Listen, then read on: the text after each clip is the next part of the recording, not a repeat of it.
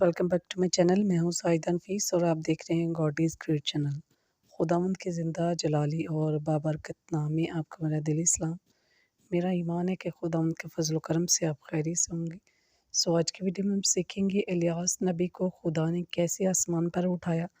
Video کے انت تک ضرور دیکھیے گا، اور اگر آپ کو میری ویڈیو اچھی لگے تو لائک اور سبسکرائب ضرور کیجیے گا تاکہ آپ کو میری نیکسٹ آنے والی ویڈیو سب سے پہلے مل سکے اور آپ اپنے ایمان کو خداوند پر اور زیادہ مضبوط اور پختہ کر سکیں۔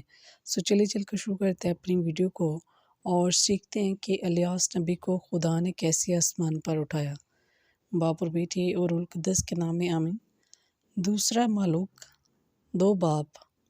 کلام مقدس میں کچھ یوں لکھا ہے: الیاس جانتا تھا کہ خدا اسے پاس بلا رہا ہے۔ وہ اردن کے پار علاقے میں چلا گیا۔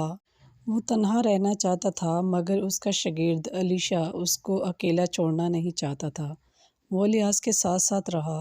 اس نے آسمان سے بگولے کی صورت میں آگ اترتے دیکھی۔ اس نے الیاس کو گھیرے میں لیا اور یوں اٹھا کر لے گئی جیسے وہ رتھ میں سوار ہو۔ جب الیشا اردن کے پار اکیلا آیا تو اسے نبی کے 50 شاگرد ملے۔ انہوں نے پوچھا، الیاس کہاں ہے؟ آؤ اسے ڈھونڈیں۔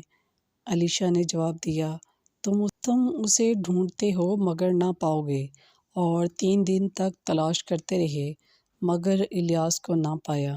وہ واپس لوٹے اور کہا، خدا نے اپنے نبی کو آگ کی رتھ میں اٹھا لیا ہے۔ تب سے اسرائیل کے لوگوں کا یقین ہے کہ خدا اپنے بندے الیاس کو زمین پر دوبارہ بھیجے گا۔ پس پاک کلام کے پڑھے اور سنے جانے پر خداوند کی خاص برکت ہو، خداوند کا شکر ہو۔ میرے عزیزو، خداوند اس کلام کے وسیلہ سے آپ کر مجھے بہت سی برکات سے نوازے۔